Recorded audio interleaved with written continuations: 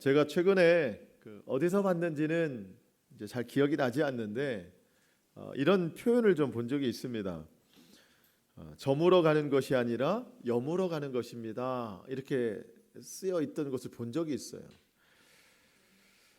저물어 가는 것이 아니라 여물어 가는 것입니다. 한 해의 마지막 주일을 보내고 있는 우리에게 참 중요한 의미처럼 여겨졌어요. 그래서 이 말의 출처가 어딘가 찾아봤죠. 그랬더니 서울 광장 앞에 도서관이 있는데 거기에 꿈 새김판이라는 것이 있대요. 그러니까 엄청 큰 게시판이죠.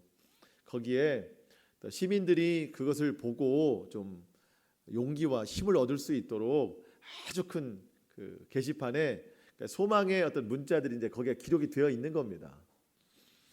그래서 20자 이내로 이렇게 기록된 순전히 시민들에게 공모를 해가지고 사람들에게 용기와 힘을 줄 수 있는 말을 좀 써주세요. 이렇게 해서 공모를 해가지고 거기에서 이제 심사를 거쳐서 이제 수상된 작품이 그 꿈 게시판에 딱 이렇게 쓰여져 있는 겁니다. 그래서 제가 이 본 저물어 가는 것이 아니라 여물어 가는 것입니다. 이 내용은 2017년도 가을 당선작이더라고요.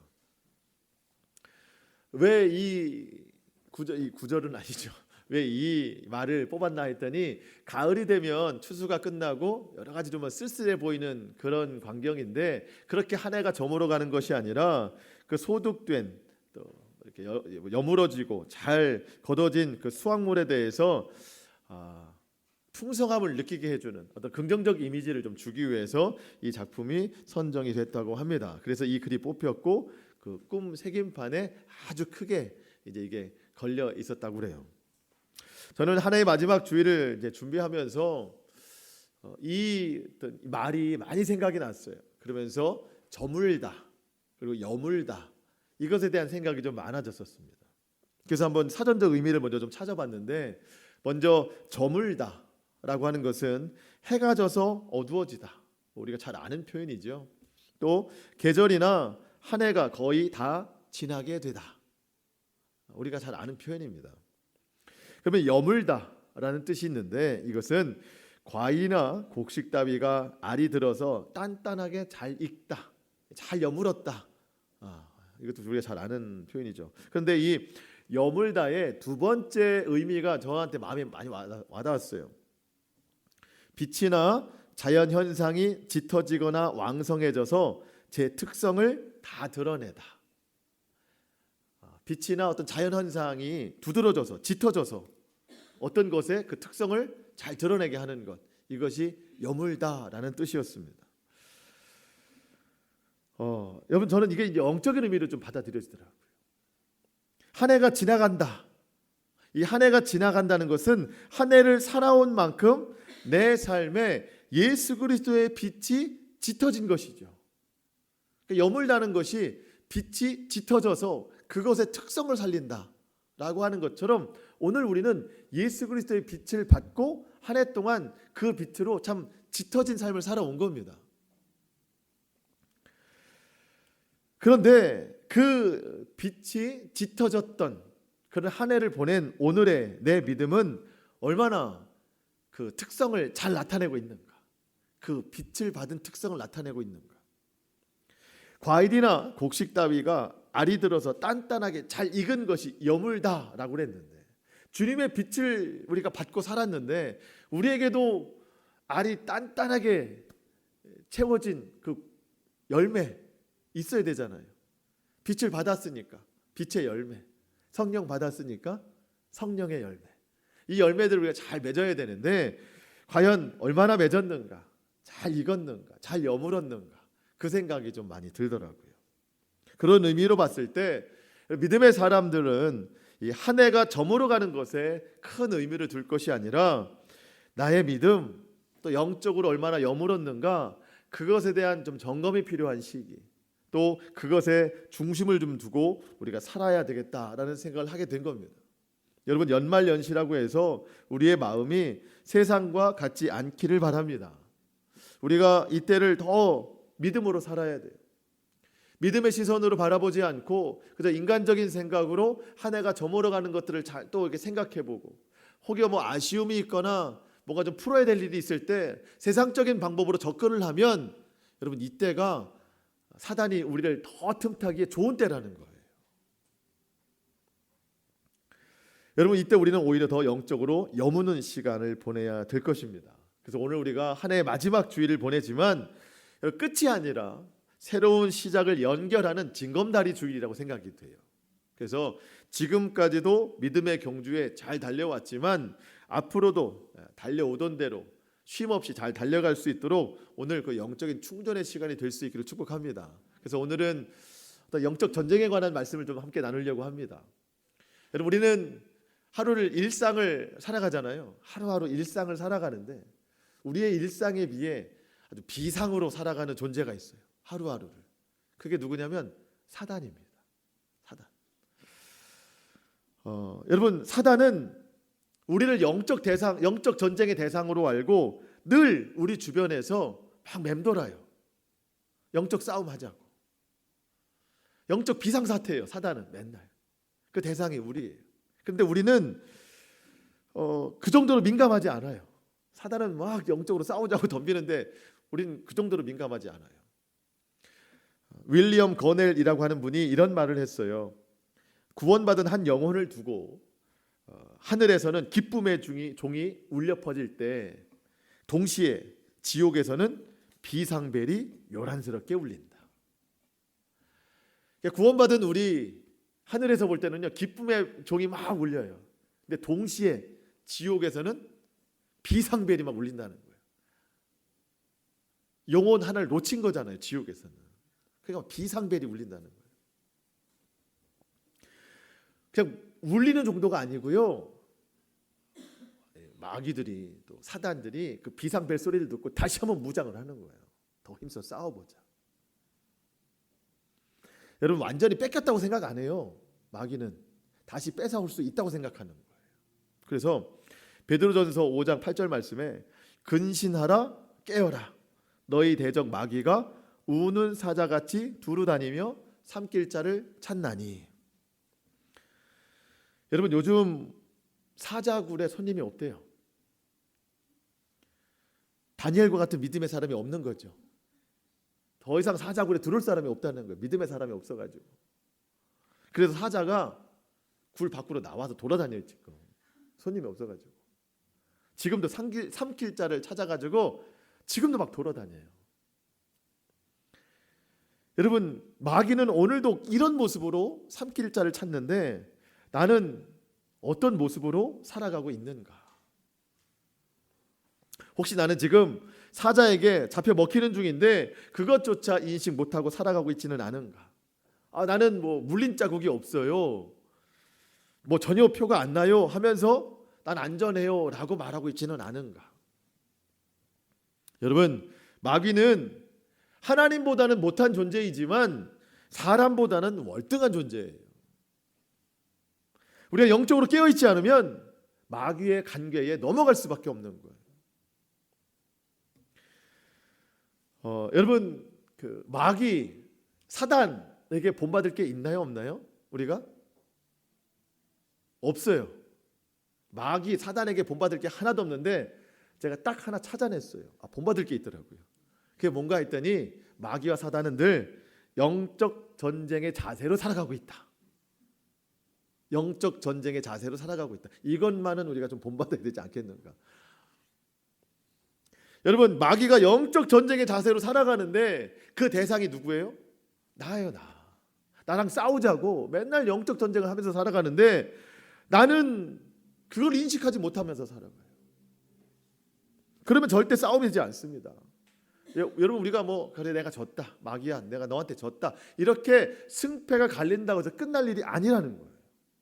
우리가 영적 전쟁에서 지면은요 우리 마귀한테 완전히 잡아 먹히는 거예요. 그냥 그때부터는요 하나님을 바라보지 못하고 세상만 바라보다가 결국 구원의 길에서 멀어지게 되는 겁니다.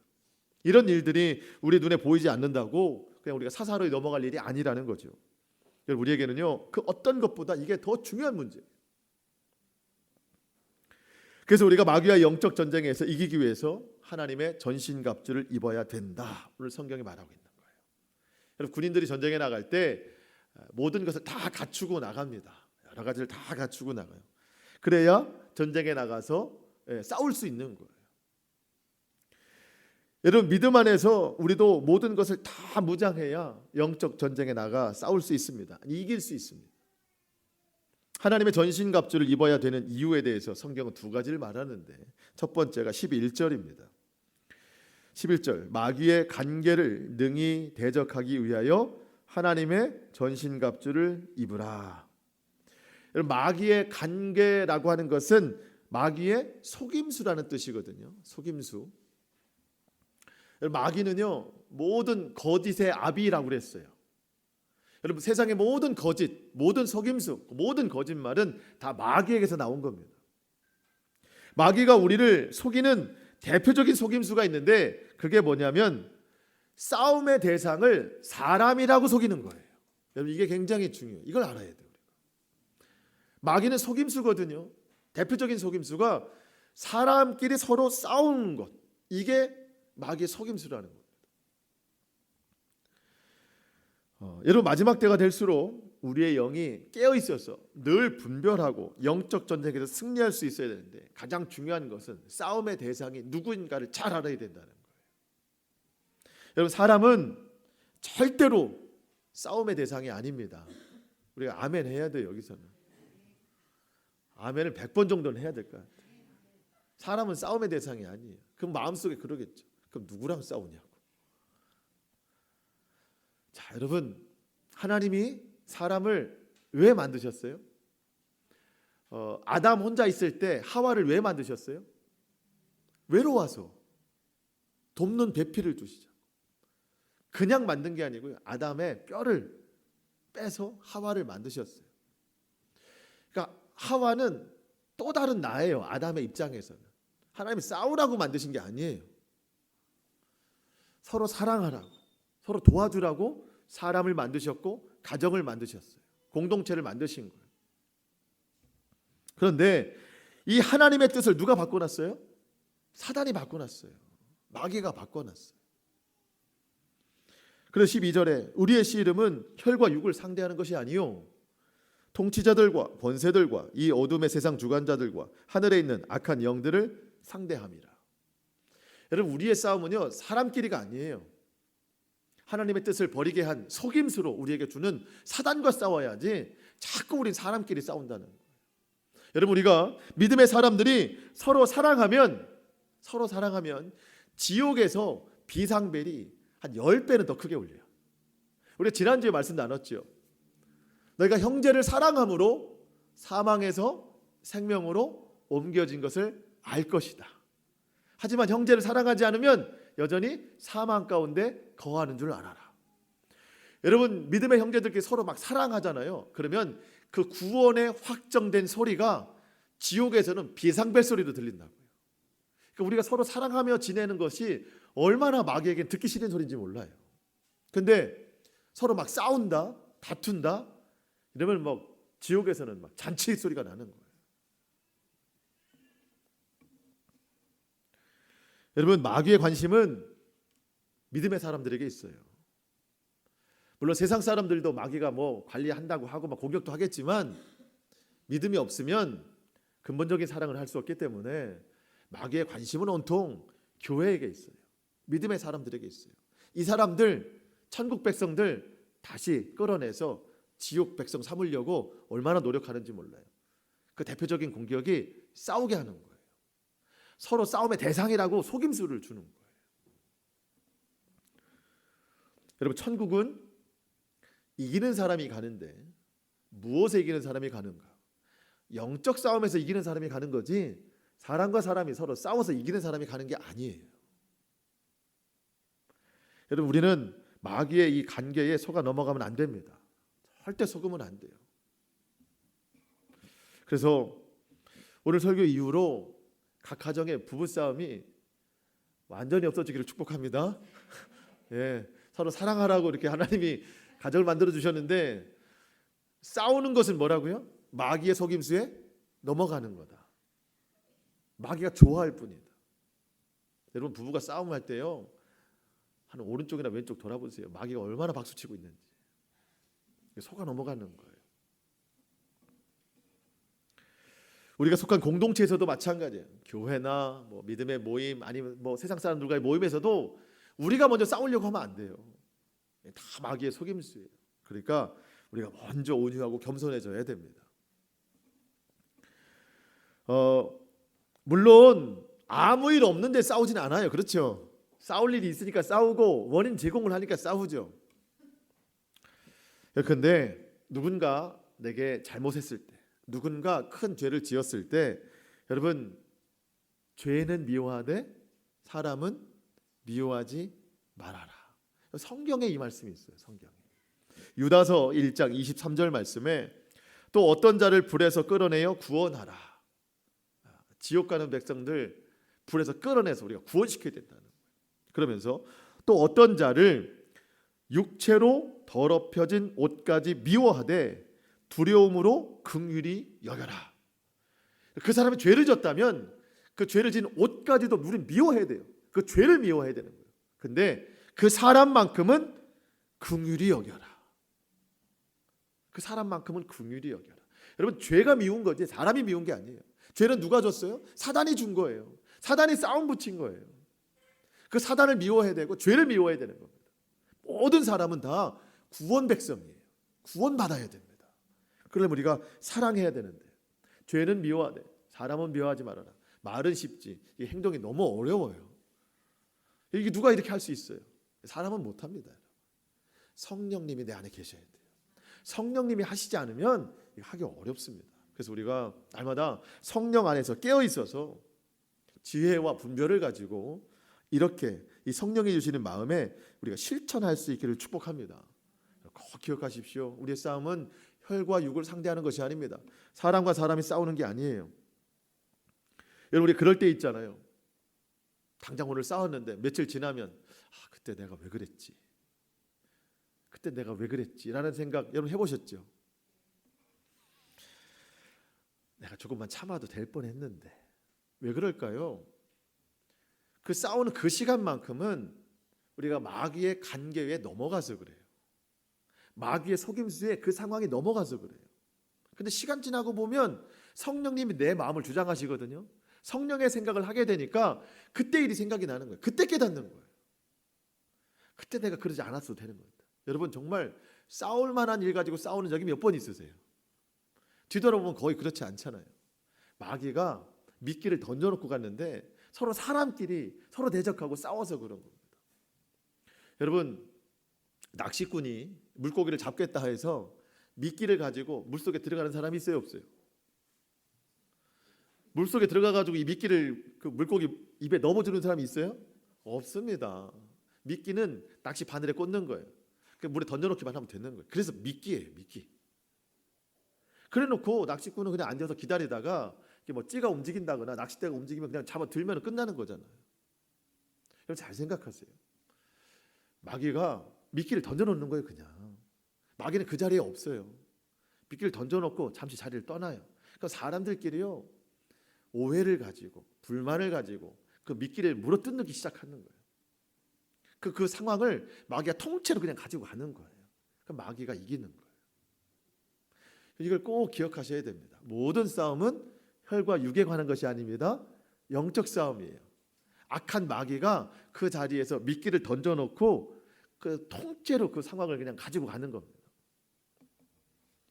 물론 뭐 이렇게 설교해도 또 그 상황이 되면 우리 또 싸울 수 있어요. 하지만 말씀이 중요한 이유는 그 상황에 이 말씀이 생각나기 위함입니다. 말씀이 꼭 생각나면 여러분 순종할 수 있기를 축복합니다. 저와 여러분에게 모두 해당되는 말씀이에요.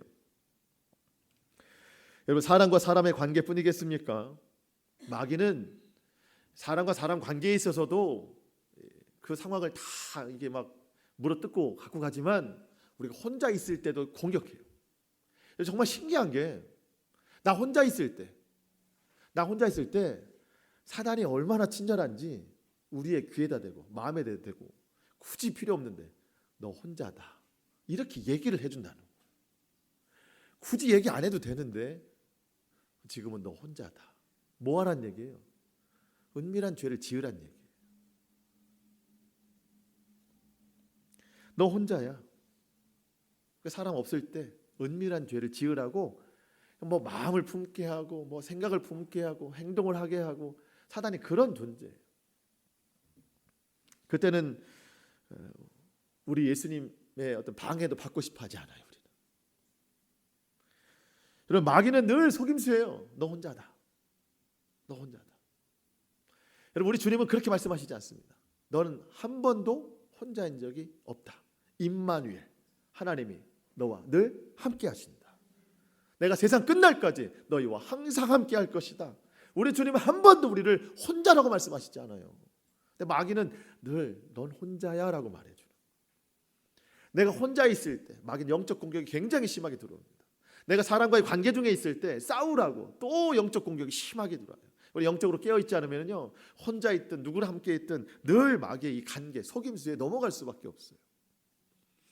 여러분, 저와 여러분이 늘 성령 안에서 믿음이 견고하게 서 있기를 축복합니다. 그래서 어떠한 이 마귀의 관계, 이 속임수, 절대 이 속임수에 넘어가지 않기 위해서 전신갑주를 우리가 잘 입어야 되는 거예요. 또 한 가지 전신갑주를 입어야 되는 이유를 13절에서 말하는데, 그러므로 전신갑주를 취하라. 이 악한 날에 너희가 능히 대적하고 모든 일을 행한 후에 서기 의함이라. 마귀와 대적해야 된대요. 이건 싸워야 된다는 얘기예요. 뒤로 물러서면 안 된다는 얘기예요.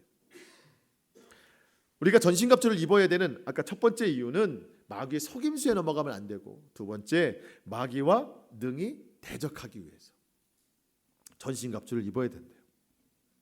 자, 그러면 우리가 오늘 꼭 기억해야 될 하나님의 전신갑주가 무엇인가? 6가지인데 오늘 좀 우리가 좀 기억할 수 있도록 좀 쉽게 설명을 좀 함께 나누겠습니다. 꼭 기억하셔야 돼요. 첫 번째 14절에 보니까 그런즉 서서 진리로 너희 허리띠를 띠고 의의 호심경을 붙이고. 먼저는 진리의 허리띠를 떼야 됩니다. 자, 여러분 한번 집중해 보십시오. 허리띠는 어디다 떼야 돼요? 맞습니다. 허리띠는 허리에 띠는 게 맞습니다. 자, 허리는 몸의 중심이에요. 저도 허리가 많이 아픈 적이 있었거든요. 지금은 조금 잠잠한데 허리가 굉장히 아프면은요, 걷지도 못하고 누워있지도 못하고 행동하지 못해요. 허리는 몸의 중심입니다. 이 허리가 아프면 균형이 무너져요. 잘 서 있을 수가 없습니다. 그래서 그런즉 서서라고 하는 말은 영적 전쟁의 시작은 진리의 허리띠를 매는 것부터 시작된다는 거예요. 자, 그 당시에 이 바울 당시에 군인들은요, 허리띠를 마지막으로 딱 매면 이제 전쟁 시작이에요. 그러니까 지금 우리나라 군인들이 입는 그런 군복이 아니고요, 약간 좀 넓은 통으로 된 치마처럼 된 군복을 입어서 이 허리띠를 띠지 않으면 팔락팔락거려서 전쟁에 좀 불편함이 있어요. 그래서 허리띠를 딱 매는 거예요. 허리띠를 매자마자 이제는 전쟁이 시작됨을 알리는 겁니다. 우리도 진리의 허리띠로 우리 딱 매야 돼요. 이게 영적 전쟁의 시작을 알리는 건데, 여러분 진리가 뭐예요? 말씀입니다. 말씀. 더 근본적으로 가보면 내가 곧 길이요 진리요 생명이니 그 진리는 예수 그리스도이시면서 주님의 말씀입니다. 말씀. 자, 쉽게 말하면 우리 삶의 모든 시작은 누구예요? 예수님이라는 겁니다. 예수님. 여러분, 우리가 예수님을 믿지만 삶에서 얼마나 예수님의 이름을 불러보셨습니까? 정말 예수님이 꼭 필요할 때, 예수님의 도움이 꼭 필요할 때, 그때는 우리가 예수님의 이름을 부르지만 무슨 일을 시작할 때마다 예수님 이름 불러보셨나요? 하루의 시작, 어떤 일의 시작, 모든 것의 시작, 예수님. 진리의 허리띠를 띈다고 하는 것은 모든 시작이 예수님으로부터 시작돼야 된다는 거예요. 예수님. 여러분, 시작으로 예수님이 안 됐다면 그 과정이 예수님이라고는 생각할 수 없어요. 그 끝은 뭐 당연한 것이죠. 또한 여러분, 사단이 제일 무서워하는 이름은 예수님입니다. 예수님. 그래서 여러분, 우리의 입술에서 예수님의 이름이 많이 선포되어야 됩니다. 예수님의 이름은 많이 선포될수록 우리의 삶이 더 강해지는 거예요. 우리가 늘 진리이신 예수님의 이름을 부르면서 그 이름의 능력을 경험하면서 살아갈 수 있기를 축복합니다. 여러분 나의 삶에서도 그렇지만 우리의 가정에서도 가장 많이 불려야 될 이름이 누구예요? 예수님, 예수님, 예수님. 우리 자녀들에게도 누구의 이름이 선포돼야 돼요? 예수님. 뭐 엄마 아빠 찾을 때도 있지만 예수님의 이름이 훨씬 더 많이 우리의 자녀들의 입술에서 선포가 되어야 됩니다. 모든 시작은 예수님이라는 예수님. 그 다음으로 설명되는 것이 의의 호심경인데요. 의의 호심경. 여러분 이 호심경이라고 하는 것은 가슴부터 허벅지까지 보호해주는 보호 장비인데 사실 가장 중점적으로 막아주는 것이 가슴이에요. 가슴, 심장. 여러분 이 사단이 공격할 때 어디를 겨누고 쏠까요? 심장을 겨누는 거예요. 심장을. 적군들이. 근데 우리가 이 심장을 보호할 때 무엇으로 보호하느냐? 의로 보호하는데 이 의는 하나님의 의입니다. 하나님의 의인 예수 그리스도. 여러분 저와 여러분은 죄인된 인생이죠. 모든 것이 다 불의한 인생입니다. 그 불의한 가운데 하나님께서 예수 그리스도를 이 땅에 보내주심으로 그분이 십자가에 달려 죽으심으로 우리가 의롭게 됐어요. 그분의 보혈로 우리의 모든 죄가 다 씻음 받았어요. 그것을 하나님이 우리에 대한 사랑을 확증하셨다고 말씀하셨잖아요. 여러분 우리의 몸에는요 예수 그리스도의 보혈이 흐르고 있는 거예요. 우리의 모든 죄가 예수의 보혈로 다 덮여진 겁니다. 믿으십니까? 이 믿음, 주님의 피로 내 모든 더러움이 사해졌다. 나는 주님의 피로 의로워졌다. 이것이 어떻게 증명이 되는가? 여러분 우리의 가슴에 의의 호심경을 붙여야 된다는 거예요. 의의 호심경을 붙여야 돼요. 눈에 보이지는 않아요. 여러분 그런데 이 의의 호심경이 붙여져 있는지 안 붙여져 있는지 사단은 보면 안다는 거예요. 저 사람 예수를 믿는 사람이다. 근데 예수를 믿어도 의의 호심경이 붙어있는 사람이 있고 안 붙어있는 사람이 있어요. 의의 호심경이 안 붙어있는 사람에게 사단이 가서 제일 많이 하는 것이 참소예요. 너는 죄인이야. 네가 구원받았다고? 너 용서받았다고? 말은 안 하지만 넌 호심경이 없는데 넌 죄인이야. 넌 아직도 죄인이야. 너는 또 죄를 짓잖아 하면서 계속해서 참소를 하는 거예요. 죄인이라고. 근데 사단이 볼 때 똑같은 죄인인데 의의 호심경이 붙어있는 걸 사단이 봐요. 믿음이 있는 사람을 봐요. 그러면 사단은 그 사람을 결코 무너뜨리지 않습니다. 왜냐하면 그 의의가 나를 지켜주기 때문에. 할렐루야. 그러니까 오늘 이거 붙이셔야 돼요. 의의 호심경. 어디서 파는 게 아니에요. 믿음으로 붙이는 거예요. 믿음으로. 주님의 의로 난 구원받았습니다. 주의 피로 내가 의로워졌습니다. 이 믿음이 있으면 의의 호심경이 붙어있는 거예요. 그렇지 않은 자들을 사단이 얼마나 공격하는지 몰라요. 로마서 8장 1, 2절. 그러므로 이제 그리스도 예수 안에 있는 자에게는 결코 정죄함이 없나니 사단이 정죄하지 않아요. 이는 그리스도 예수 안에 있는 생명의 성령의 법이 죄와 사망의 법에서 너를 해방하였습니다. 이 해방의 증표가 의의 호심경입니다. 여러분 오늘 의의 호심경을 꼭 붙일 수 있기를 축복합니다. 내 마음으로 믿으면 자연적으로 드러나게 돼 있는 겁니다. 사단이 절대로 그런 사람을 무너뜨릴 수가 없어요. 의의 호심경이 있기 때문에. 다음에 평안의 복음의 신발. 15절 보니까 평안의 복음이 준비한 것으로 신을 신고. 좀 복잡한데 여러분 설명해 드리겠습니다. 결국 신발이에요. 신발인데 이 신발의 회사가 복음이에요.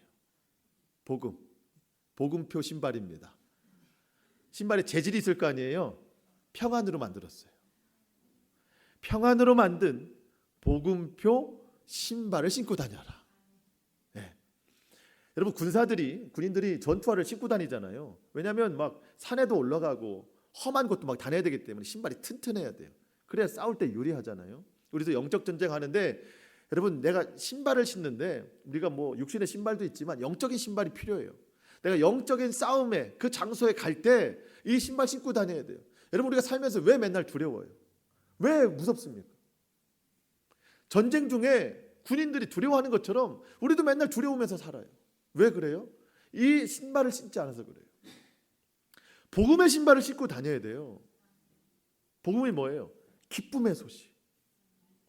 기쁨의 소식. 근데 이 신발의 재질이 뭐라고요?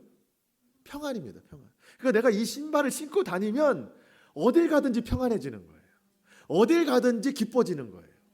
자, 생각해 보세요.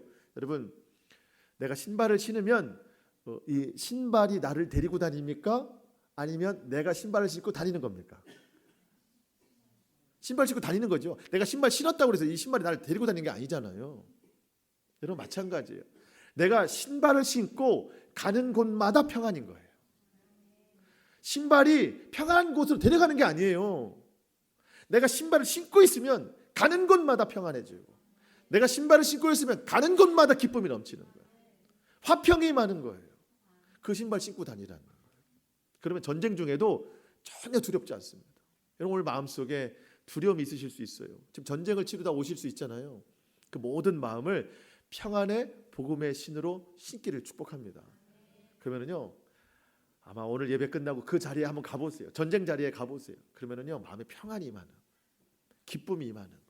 여전히 전쟁 중이어도 괜찮아요. 두려움이 사라지는 거예요. 주님 주신 평안이 있기 때문에. 그 다음으로 믿음의 방패입니다. 믿음의 방패. 방패가 너무 중요하죠. 방패.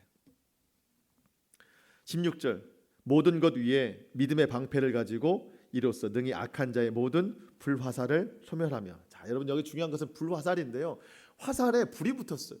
아니, 화살 자체로도 무서운데 그 앞에 불이 붙었습니다. 여러분, 이중 공격이에요. 화살은 사람이 맞으면 박히잖아요. 그럼 죽어요, 죽어. 근데 만약에 사람에 맞지 않았고 비껴나갔는데 이 화살에는 불이 붙어 있어서 비껴나가더라도 이 불 때문에 그 주변이 다 불타게 되는 것이죠. 그러니까 맞아서 죽든지 아니면 불타서 화재로 죽든지, 그러니까 굉장히 아주 무서운 공격 무기예요.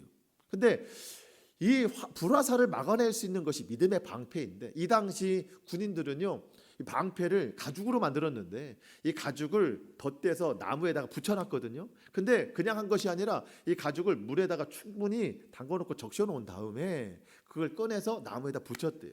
그러니까 습기가 있는 것이죠. 그러니까 불화살이 와도 이 믿음의 방패로 막아내면 불이 꺼지는 거예요. 화살도 막아내고 불도 꺼지는 거예요. 이중 공격이지만 이 방패는 이중 방패가 되는 것이죠. 이처럼 강력한 방패가 우리에게 필요한데 그 방패 이름이 뭐예요? 믿음입니다. 믿음. 잘 따라오고 계시죠? 네. 믿음입니다. 믿음. 저는 믿음의 방패가 없는데요. 어디서 사야 되나요? 사는 게 아니에요. 여러분, 그리고 새로 구입할 것도 아니에요. 자, 여러분, 믿음이 있으세요? 있으세요? 다시 한번 묻겠습니다. 믿음이 있으신 적 있으셨죠? 어쨌든 뭐 예전에 있었거나 지금 있거나 둘 중 하나잖아요. 그러면 되는 거예요. 믿음의 방패는 새로 구입하는 것이 아니라 있던 거 꺼내는 거예요. 우리 믿음이 있었어요. 아니, 지금도 있어요. 믿음은 뭐예요? 선포입니다. 선포. 주님, 오늘도 사탄이 나의 모든 삶에 불화살을 많이 쏘아대고 있습니다. 주님, 오늘도 저는 전쟁 가운데 살아가고 있습니다. 주님, 삶이 전쟁이에요. 하지만 주님이 이 모든 것을 다 아실 것을 믿습니다. 이게 방패예요. 주님이 이기실 것을 믿습니다. 이게 방패예요. 방패. 믿음의 방패는 다른 게 아니에요. 입술로 선포하는 거예요. 우리 주님이 뭐라고 말씀하세요? 내 믿음대로 될지어다. 우리 주님은 항상 이 얘기예요. 실제 그 믿음을 가지고 선포하면 그것이 방패가 돼서 사단이 아무리 사방에서 불화살을 쏴대도 이 믿음의 방패는 온 사방을 다 지켜주기 때문에 우리가 안전할 수 있는 겁니다. 근데 우리가 왜 자꾸 무너지냐? 예수를 믿는다 하면서 진짜 믿음이 없어요. 저는 볼 때 예수 믿는 사람들이 세상 사람들보다 더 믿음이 없다. 정말. 세상 사람들은 뭘 해도 믿고 살아가거든요. 근데 우리는 예수님 믿는다 하면서 예수님도 안 믿고, 그렇다고 세상을 믿는 것도 아니고, 제일 믿음 없는 게 예수 믿는 사람입니다. 여러분, 우리 믿어야 됩니다. 예수님 믿어야 돼요. 그 믿음으로 선포해야 됩니다. 그러면 그 믿음의 선포가 방패가 돼서 모든 것을 다 막아줍니다. 여러분 방패는 쓰면 쓸수록 견고해져요. 여러분 집안의 가전제품은 일정 기간이 지나면 바꿔야 되잖아요. 세상 것은요 쓰면 쓸수록 낡아지는데 믿음의 방패는요 쓰면 쓸수록 견고해져요. 더 단단해져요. 그러니까 우리가 마음속 깊이 있었던 믿음 오늘 다시 꺼내서 이 믿음으로 선포해서 믿음의 방패로 여러분 이 전쟁 중에 나온 모든 불화살을 다 막아낼 수 있기를 축복합니다. 나머지 2개 남았는데요. 구원의 투구 그리고 성령의 검인 하나님의 말씀. 17절에 나와 있는데 여러분 이 구원의 투구는 머리에 쓰는 거잖아요. 아무리 그래도 머리가 제일 중요합니다. 머리를 제일 잘 보호해야 돼요. 제일 중요한 게 구원이래요.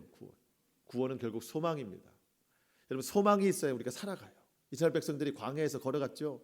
힘든 광야길 무슨 목적을 가지고 걸어갔어요? 가나안 땅. 하나님이 약속하신 가나안 땅. 여러분 뭐 하루하루 주시는 만나와 메추라기 그것 때문에 평생 광야길 걸어가겠어요? 그렇지 않죠. 광야길 결국 가나안이라는 약속의 땅을 소망으로 품고 있기 때문에 가는 것이죠. 우리 인생길 다 광야죠. 힘겨운 광야길. 왜 이 광야길을 걸어가나요? 하나님 나라 천국을 소망하기 때문에 오늘도 걸어가는 거예요. 오늘을 살아갈 수 있는 힘은 소망에 있습니다. 구원의 투구를 바짝 잘 써야 됩니다. 그 힘이 우리를 견디게 하는 거예요. 마지막 하나님의 말씀입니다. 모든 것이 다 보호 장비인데 하나 공격할 수 있는 무기를 주셨어요. 여러분 골키퍼 아시죠? 축구의 골키퍼. 정말 세계 최고의 골키퍼. 예를 들어서 있다고 해봅시다. 상대방이 뭐 100번 공격했는데 100번 다 막아냈어요. 다 막아냈어요. 놀랍죠? 자 결과 이깁니까? 비깁니까? 예? 비겨요? 이겨요? 우리 편이 골 못 넣는데? 그래도 이겨요? 판정승? 여러분 골키퍼가 아무리 잘 막아도 우리 편이 골을 못 넣으면 비길 수밖에 없어요. 믿음의 방패로 다 막아내도 우리가 사단을 이기지 않으면 비길 수밖에 없어요. 비기는 거는 또 공격한다는 얘기예요. 이겨야죠. 막기도 하지만 이겨야죠. 공격을 해야죠. 공격할 수 있는 유일한 무기 하나님의 말씀. 예수님이 공생애를 시작하시면서 40일 동안 금식하셨습니다. 광야에서 사단에게 3가지 시험을 받으셨어요. 그 배고픈 예수님에게 사단이 참 이 돌들을 떡덩이가 되게 해라. 성전 꼭대기에 올라가서 뛰어내려라. 천사들이 좀 받아주나 보자. 가장 높은 산에 올라가서 나에게 절하면 이 모든 세상 다 너에게 주겠다. 사단이 이 3가지 시험을 했어요. 말 같지도 않은 이 시험을 예수님이 그냥 예수님의 권세로 딱 이기실 수 있는데 예수님이 그렇게 하시지 않았어요. 하나님의 말씀으로 이기셨습니다. 왜 그랬을까요? 우리의 본이 되시기 위해서. 예수님도 그렇게 하셨으니 우리도 그렇게 하라는 거예요.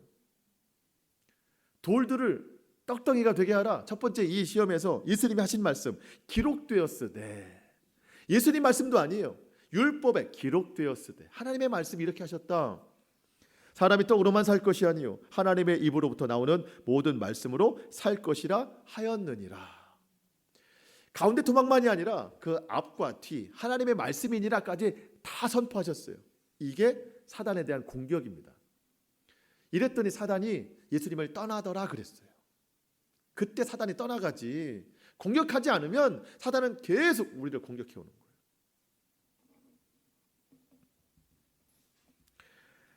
거예요. 여러분 사단 이겨야죠. 그러려면 공격 무기가 많아야 되겠죠. 그러려면 하나님의 말씀이 얼마나 있어야 돼요? 많아야 되겠죠. 자, 우리가 하나님의 말씀 한 뭐 서너 개 있다. 그러면 몇 번 던지고 나면 없어져요. 그래서 우리가 하나님의 말씀을 많이 읽어야 돼요. 많이 묵상해야 됩니다. 많이 들어야 돼요. 들어야 우리가 깨달음이 있죠. 그래서 들은 말씀 많이 읽고 깨달아서 우리에게 공격 무기가 많아져야 됩니다. 그래야 사단을 우리가 완벽하게 제압할 수 있습니다. 여러분 그래서 오늘부터 시작이 되지만 새해에는 더욱더 예배의 자리, 또 말씀의 자리, 또 말씀 보는 것 정말 열심히 하셔야 돼요. 그 사단이 공격해 오면 믿음의 방패로 막아내고 또 우리의 말씀으로 사단을 무찔러 이겨야 됩니다. 선포해야 됩니다. 그럴 수 있기를 축복합니다. 우리가 이러한 영적 결단으로 오늘 한 해가 마무리되는 저물어 가는 때를 우리가 보내고 있는데 여러분 그게 중요한 게 아니라 얼마나 여물어 가느냐, 얼마나 열매를 맺고 있느냐. 우리가 그것을 다시 한번 생각해 보는 시간이에요.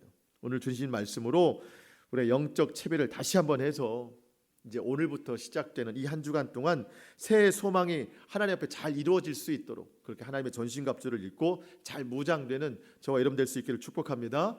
우리가 결단하지만 우리의 결단은 맨날 무너져요. 성령의 도우심이 필요합니다. 바라기는 성령님께서 우리의 심령 가운데 함께해 주셔서 우리 이 모든 믿음의 결단이 강력하게 일어날 수 있도록 성령님이 도우시는 저와 여러분의 모든 삶이 될 수 있기를 주님의 이름으로 축원합니다. 아멘. 기도하겠습니다.